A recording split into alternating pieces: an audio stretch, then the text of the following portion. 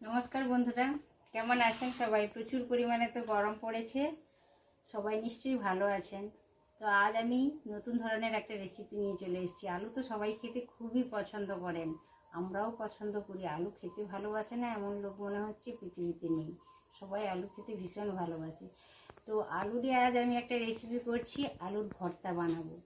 আলুর ভর্তা তো কম বেশি আমরা প্রতিদিনই খেয়ে থাকি, কিন্তু যদি অন্য ধরনের একটু বানিয়ে নেওয়া যায় সহজভাবে বাড়িতে থাকা উপকরণ দিয়ে, তাহলে তো ভীষণ ভালো হয়। তো ওই ধরনের একটা রেসিপি করছি। এই দেখুন, কিছুটা পরিমাণ আলু আমি 4 ফালি করে কেটে নিয়েছি। খোসাটা কিন্তু আমি তুলে ফেলে দিলাম না, আলুটা সেদ্ধ হওয়ার পরে খোসাটা ছাড়িয়ে নেব। এখানে একটা কথা বলে রাখি, আলুর খোসা রেখে সিদ্ধ করে যদি ভর্তা বানানো যায় বা মাখা বানানো যায়, তাহলে আলুটা বেশ খসখসে হয়, মাখাটা বা ভর্তাটা খেতে ভীষণ ভালো লাগে। তো আপনাদের সুবিধে মতো আপনারা আলুর খোসা রেখেও সিদ্ধ করতে পারেন, কিংবা আলুর খোসাটা তুলে দিয়েও সিদ্ধ করতে পারেন, আপনাদের সুবিধে মতো করবেন। তো আমি কিছুটা পরিমাণ আলু নিয়েছি, 4 ফালি করে কেটে নিয়েছি। আলুটা আপনারা ভাতে দিয়েও সিদ্ধ করে নিতে পারেন, কিংবা প্রেসার কুকার থেকেও সিদ্ধ করতে পারেন। আমি কিন্তু রাইস কুকারে ভাত করি, তো সেখানে আমি রাইস কুকারের মধ্যেই আলুটা দিয়ে দিলাম খোসা সমেত। সিদ্ধ হওয়ার পরে কিন্তু খোসাগুলো আমি সব তুলে নেব, তারপর ভর্তাটা বানাবো। শুরু থেকে শেষ পর্যন্ত বন্ধুরা আমার পাশে থাকুন, আর আমার চ্যানেলটিকে অবশ্যই সাবস্ক্রাইব করে রাখুন। ছোট্টখাটো ভিডিও পাবেন। আর এই ভেতরে দেখুন, চাল আর জল আমি দিয়ে দিয়েছি, চালটা পরিষ্কার করে ধুয়ে জলটা দিয়ে দিয়েছি পরিমাণ মতো।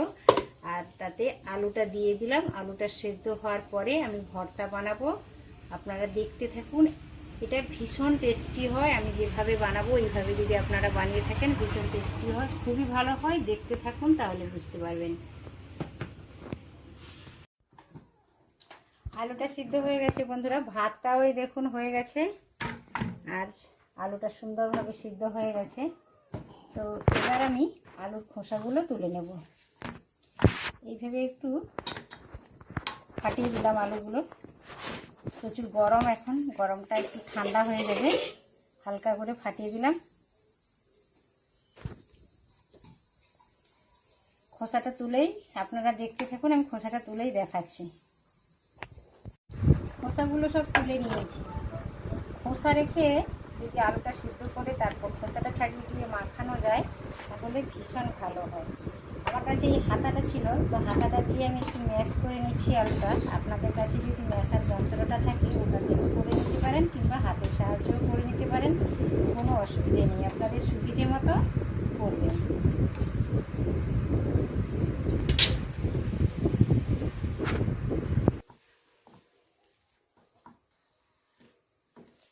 হাতের সাহায্যে একটু ভালো করে মাখিয়ে নিলাম আলুটা, যেন ভেতরে গোটা পাকিয়ে না থেকে যায়, এই জন্য একটু ভালো করে মাখিয়ে নিলাম। এটা সরিয়ে রাখলাম। আলুটা ভালোভাবে আমি হাতের সাহায্যে মাখিয়ে নিয়েছি। আর এই দেখুন, একটা বড় সাইজের পেঁয়াজ ছোট ছোট করে কেটে নিয়েছি, কয়েকটা কাঁচা লঙ্কা একেবারেই ছিঁড়ে নিয়েছি, কাঁচা পাকা লঙ্কা, একটা টমেটো ছোট ছোট করে কেটে নিয়েছি, আর অল্প 1 মুঠো ধনে পাতা নিয়েছি। চলুন বন্ধুরা, এইটা একটু কড়াই থেকে ভেজে আনবো। ওভেনে একটা কড়াই বসিয়েছি, কড়ার মধ্যে 1 টেবিল চামচ সরষা তেল দিয়ে দিলাম।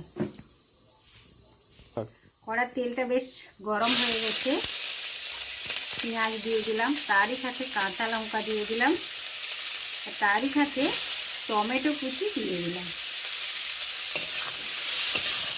টমেটো কুচি, কাঁচা লঙ্কা আর পেঁয়াজ ভালো করে নাড়াচাড়া করে নেব।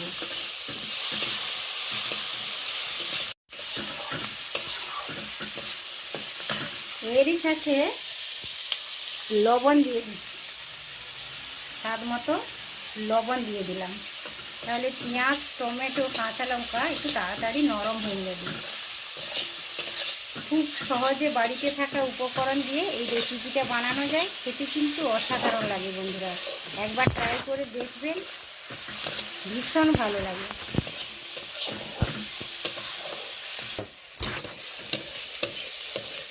পেঁয়াজ কাঁচা লঙ্কা টমেটোটা বেশ নরম হয়ে গেছে লবণ দেওয়ার জন্য, আপনারা দেখেই নিশ্চয়ই বুঝতে পারছেন। এই পর্যায়ে যে জিনিসটা করতে হবে, দেখুন ধনে পাতা কুচিটা দিয়ে দিলাম।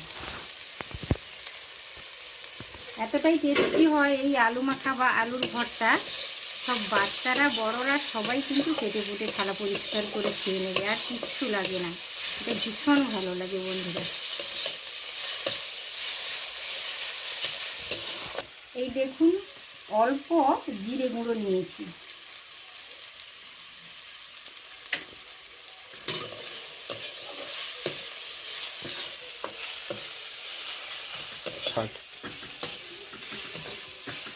মশলাটা, আলুর ভর্তার মশলাটা একেবারে রেডি হয়ে গেছে। দারুণ সুন্দর একটা সুবাসও চলে আসছে। এই পর্যায়ে যে জিনিসটা করতে হবে বন্ধুরা, আলুটা দিয়ে দেবো।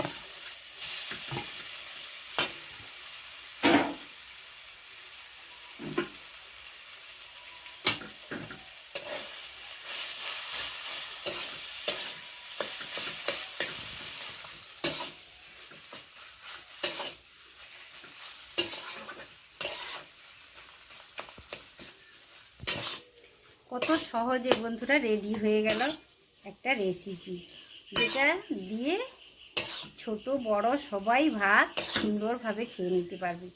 আর এটা দিয়ে রুটিও খাওয়া যায়। এটা রুটির মধ্যে ঢুকিয়ে দিয়ে একটু রোল মতো করে নিয়ে যদি খাওয়া যায়, তাতেও খুব ভীষণ ভালো লাগে। একবার ট্রাই করে দেখবেন, আর কেমন হয়েছে অবশ্য আমাকে জানাবেন। এই দেখুন আলুর ভর্তা বা মাখাটা একেবারে খাওয়ার জন্য রেডি হয়ে গেছে। একটু পেঁয়াজ আর একটু কাঁচা লঙ্কা দিয়ে আমি একটা প্লেটে সাজিয়েও দিয়েছি। দেখে নিশ্চয়ই আপনাদের সকলের ভালো লাগছে। আর যদি ভালো লাগে ছোট্ট ইউটিউবারের চ্যানেলটি সাবস্ক্রাইব করে রেখে দেবেন, আর পাশে থাকা বেল আইকনটি প্রেস করে রাখবেন। আমার ভিডিও আপলোডের সাথে সাথে সবার আগে আপনাদের কাছে নোটিফিকেশান চলে যাবে। আজ তাহলে আসি বন্ধুরা, যতদূর পারেন শেয়ার করে দেবেন। আজকের মতো টাটা, নমস্কার, সবাই ভালো থাকবেন। এই ধরনের আলুর ভর্তার সাথে যদি একটু নরম ডিমের অমলেট করে নেওয়া যায়, আর একটু পাতলা মসুরের ডাল বানিয়েছি, তাহলে কেমন হবে বলুন? ভীষণ ভালো হয়। আমার তো মনে হয় না যে আর কিছু লাগবে, এটা দিয়েই পুরো ভাত খাওয়া হয়ে যায়।